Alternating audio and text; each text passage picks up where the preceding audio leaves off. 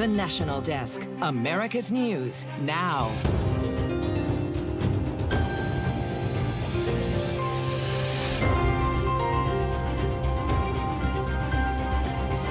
Just in, the Supreme Court rules on Trump's immunity case. What the decision today says about the range of presidential power and what could come next for Trump's criminal cases. And we're tracking Hurricane Beryl, where the historic, life-threatening Category 4 storm made landfall and is headed to next. And then car dealerships are still not fully back online following cyber attacks 2 weeks ago.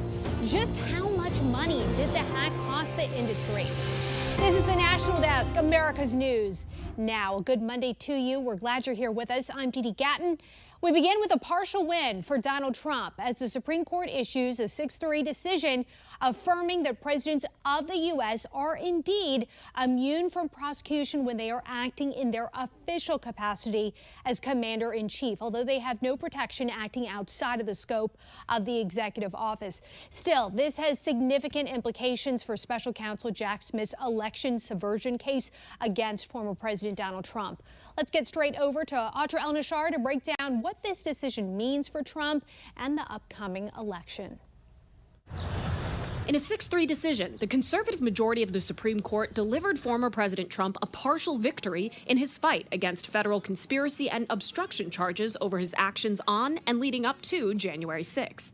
They write, under our system of separated powers, the president may not be prosecuted for exercising his core constitutional powers, and he is entitled to at least presumptive immunity from prosecution for his official acts. That immunity applies equally to all occupants of the Oval Office, sending the case back down to the district court. The trial judge in this case, Judge Chutkan, is going to have to sort out what's an official act, what's an unofficial act, what part of this indictment has to be thrown out, what can stay in, and that's going to take time. Trump reacting on Truth Social. Big win for our Constitution and democracy, proud to be an American. If Trump wins the election, he can tell his attorney general to fire the special counsel Jack Smith, and both the January 6 charges and the classified documents case would go away. The 3 liberal-appointed justices dissent from the majority's opinion, saying it will have disastrous consequences for the presidency and for our democracy.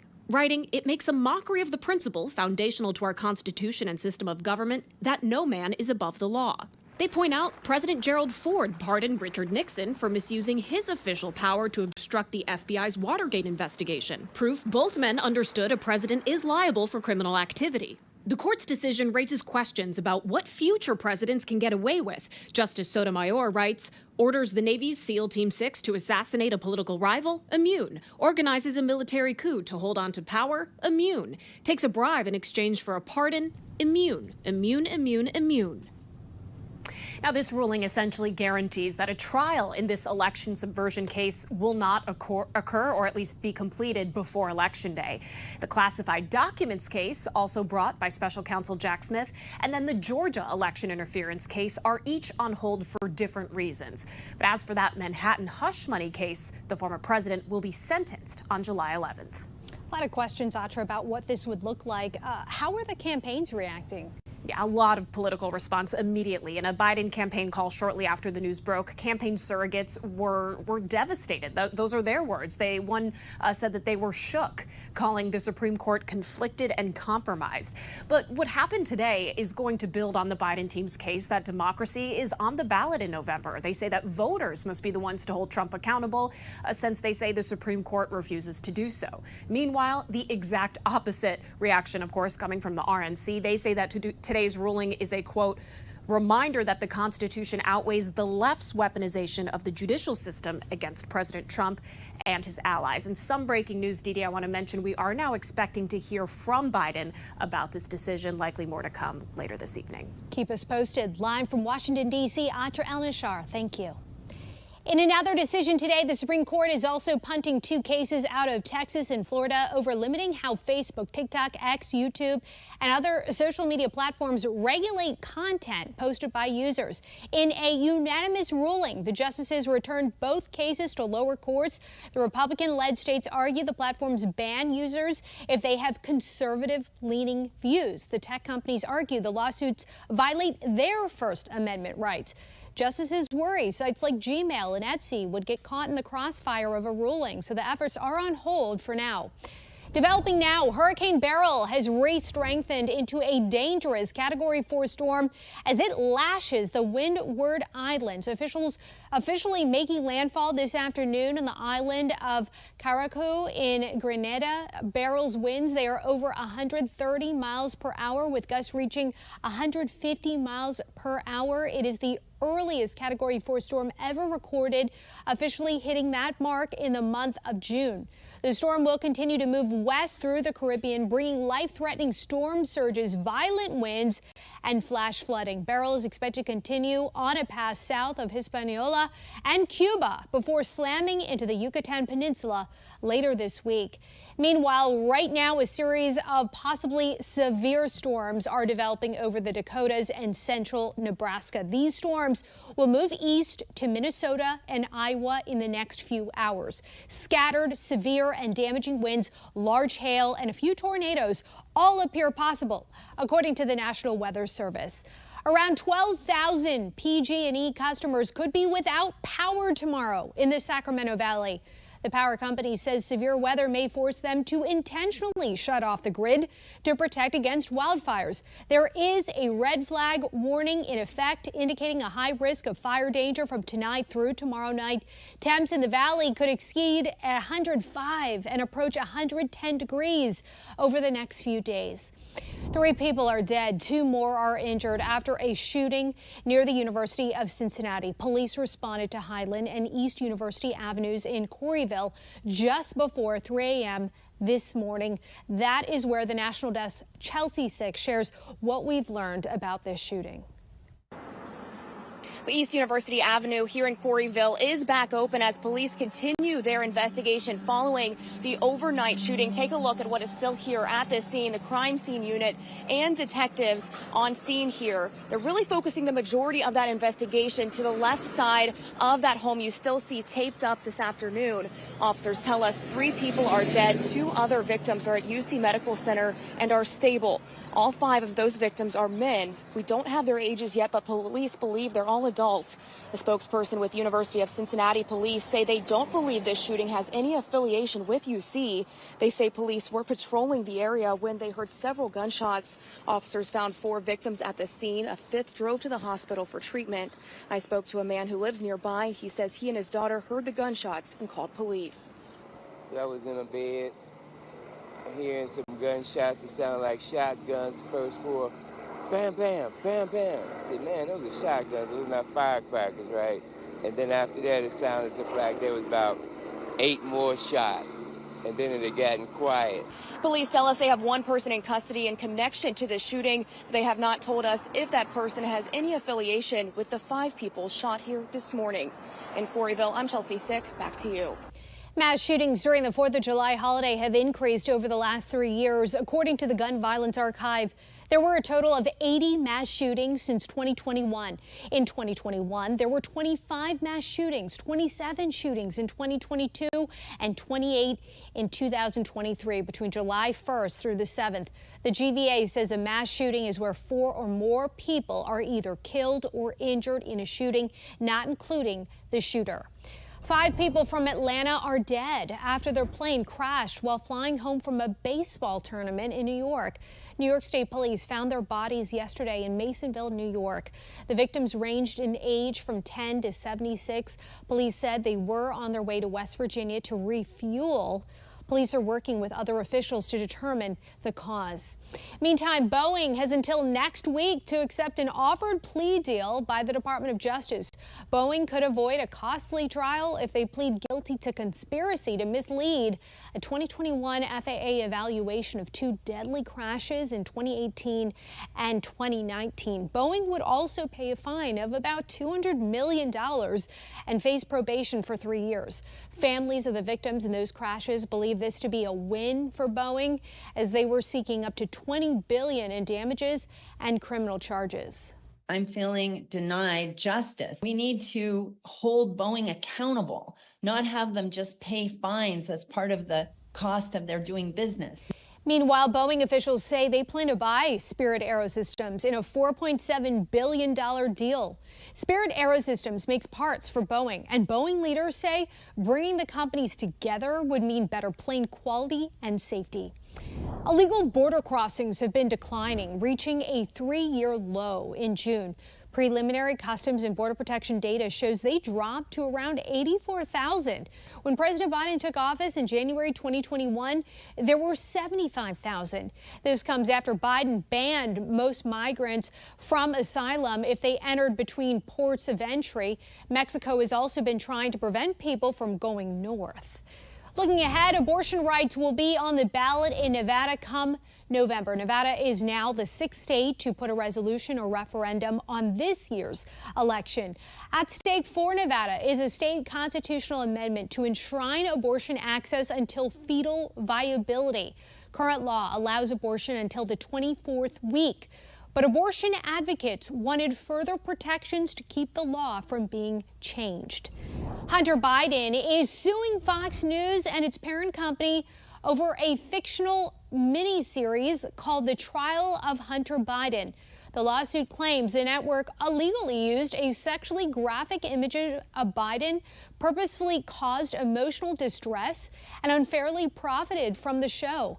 Fox News responded, saying Biden did not complain about the 2022 program until this April, and Fox removed it. Senator Bob Menendez's defense will get going this week. The prosecution rested their case after 7 weeks of trying to prove the senator and 2 business associates took part in a bribery scheme in exchange for political favors. The senator's wife, Nadine, will be tried separately in a trial to begin this month. Among the first witnesses will be the sisters of both Senator Menendez and his wife. It's still unclear if Senator Menendez will take the stand in his own defense. Coming up next year, the president's family wants to stay in the race as some Democrats are worried about the rest of the ticket. The latest move from Biden's campaign. Then a South Carolina man shares the dramatic story of escaping his house when it got hit by lightning. Then, less than 10% of new cars sold in the U.S. are electric. The odds that America will reach President Biden's goal of 50% by 2030. We're back in 90 seconds.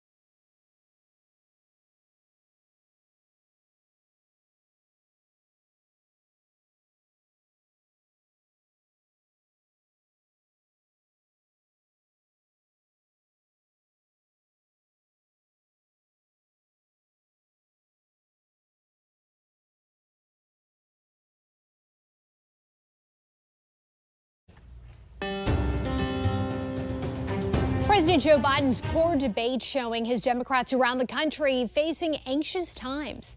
As the National Desk Matt Gelka tells us, the president's campaign is trying to calm some nerves and continue on. Folks, I know I'm not a young man, but I know how to do this job.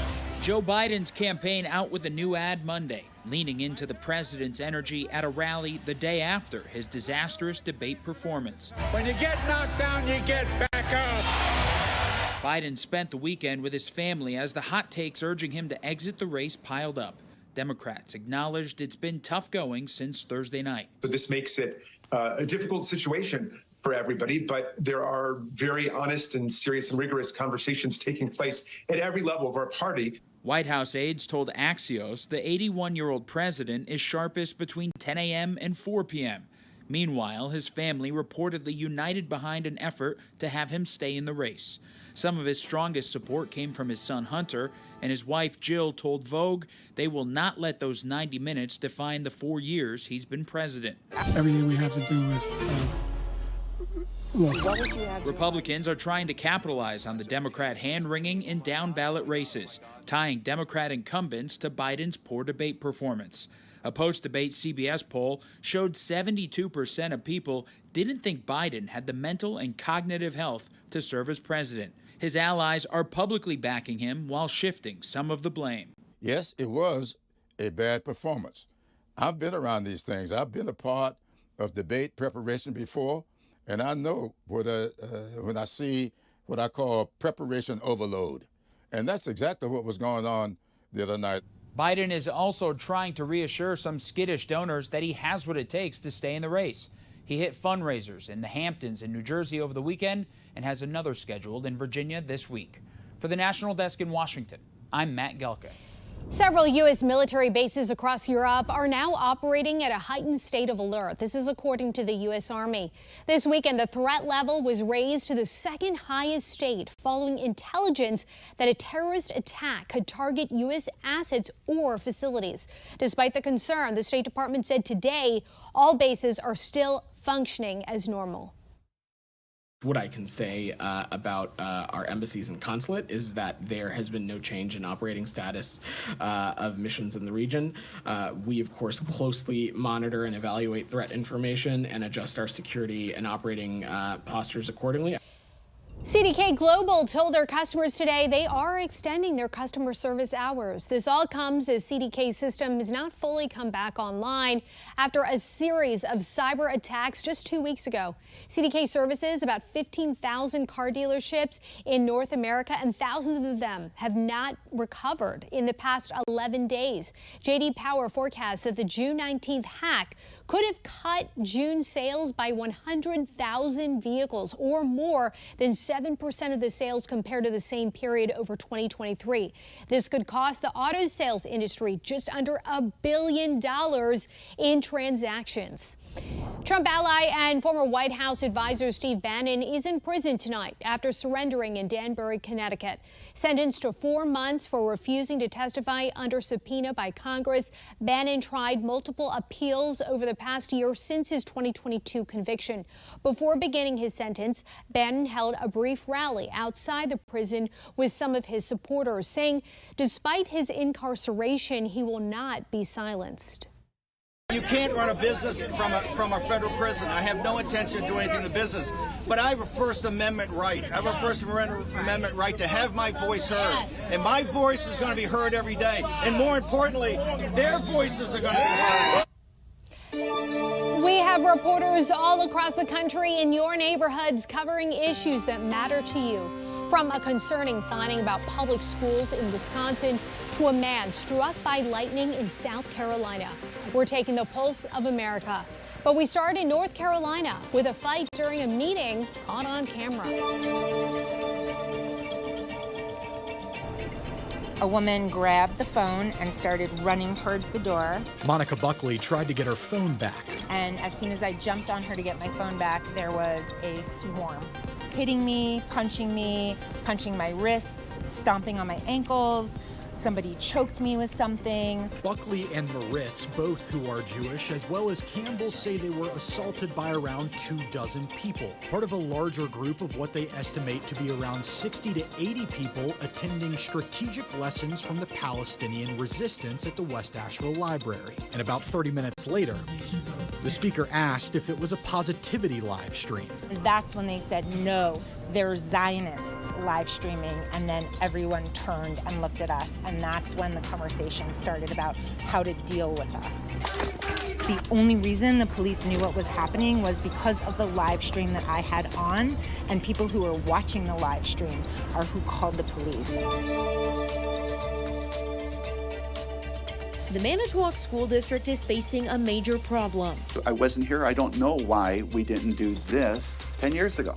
That 300-plus page document is an audit of all the district's school buildings. We have a significant backlog of deferred maintenance. Essentially, we've not been doing what we needed to do to maintain our facilities, keep them new, keep them modernized.